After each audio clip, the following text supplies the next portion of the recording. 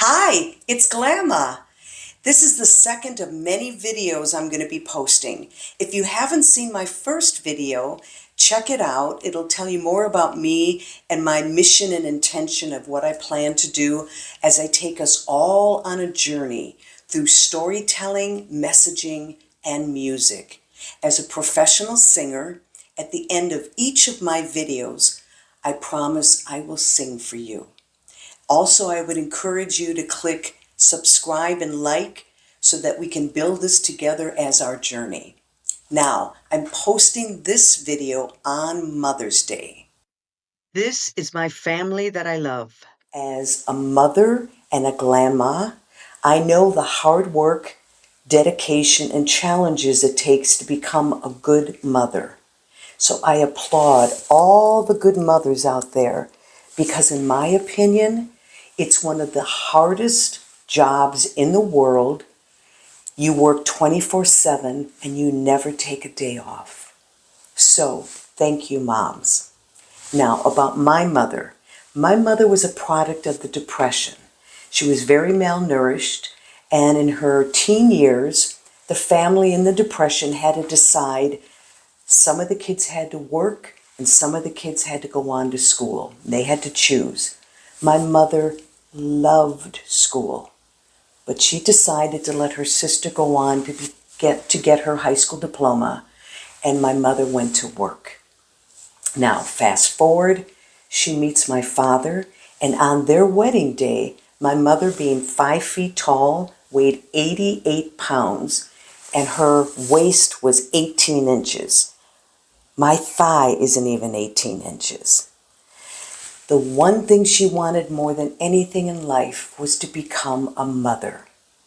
And finally, she became a mother, and her first child didn't make it. The doctor turned to my mother and said, "I don't think you're going to be able to physically have children." And she looked at him and said, "What God do you pray to?" The lesson here is never, ever tell a woman what she cannot do. Once a woman's mind is determined and set, don't try to change it, please. She went on to have 10 children. Now, I was the 7th child. The oldest was 11. So from 11 to 7, then there's 3 more children after that. My mother would joke she never saw her feet for 17 years. She was pregnant all the time. Then, at 57 years old, my mother went back to get her high school diploma. And after that, she went on to college to become a medical assistant, and she loved working for doctors. There is so much I could share about my mother, but just a few little stories.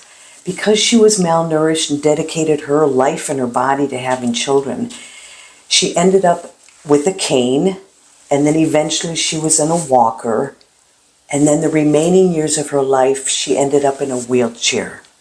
She never complained. You know what her favorite thing was? She loved to do laundry. Now, back in the 50s and 60s, you washed the clothes in the basement, and then you took them upstairs and you put them on clotheslines to air dry. And during bad weather in the winter, you had clotheslines in the basement. So what do you think happened the first day she got a clothes dryer? She could not believe they invented something so incredible that would dry all her clothes and she wouldn't have to put things on clotheslines anymore. What a blessing. Again, the things we take for granted was truly a gift to my mother back in the day. Now, she taught me it's easy to love your kids when they're good, but it takes a lot of patience and tolerance to love them when they misbehave. Now, when I was 6 years old, I'm going to share this little story with you. I was in the alley and I heard my brothers yelling down at the end of the alley. So I went running down there and I could see the boys on one side and the other throwing rocks at each other. And as I got closer, I knew it was very heated and they were very angry and throwing rocks, hurting each other. And as a little 6-year-old, I'm running down there going, "Stop throwing rocks, stop it, stop throwing rocks." And as I got closer, a rock hit me right in my forehead, knocked me over. I passed out.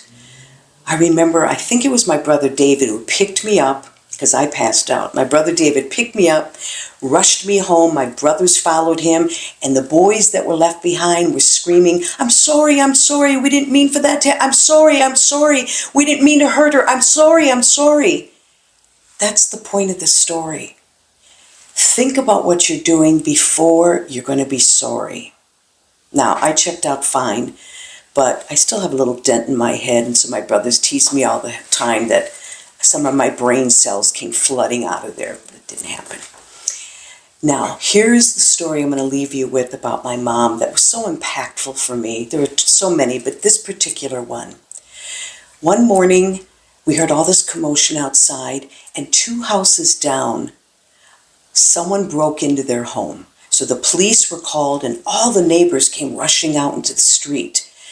And after a while, they escorted out, in handcuffs, a young white boy and put him in the back of a paddy wagon, a police car for kids.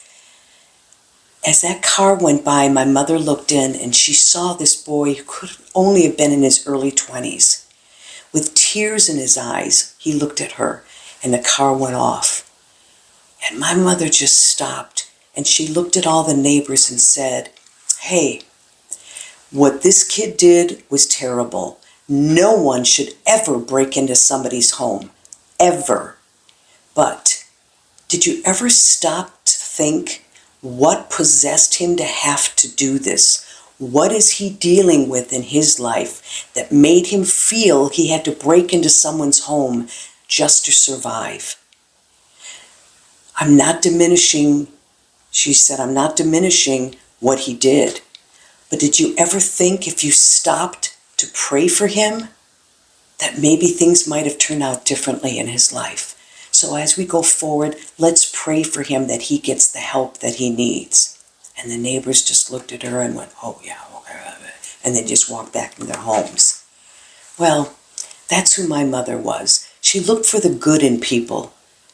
Always look for the good in people, because they are crying out for help.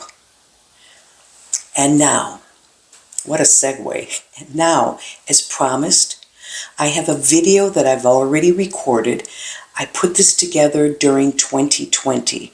So I'm literally in my bathroom with a sheet behind me because the acoustics were so good. And I'm singing and lip singing to a song that I wrote the lyrics for and my husband wrote the music. And the song called to me that I needed to sing something to honor my mother. The song is called "I Will Sing for You," and it's dedicated to my mother and to everyone out there, because we're all connected through love, and I love and respect each and every one of you. Until next time, it's Glamour.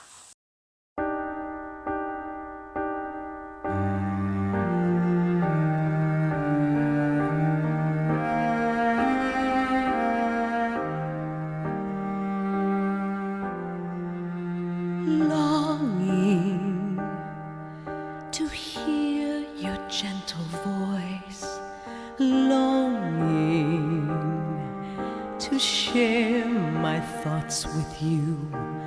I miss that smiling face I knew. Your love always helped me through.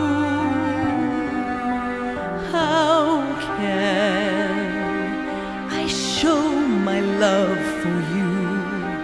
I know what others saw in you. I feel you're here inside my heart. Your love I will always praise. I will sing for you. Your love shining through.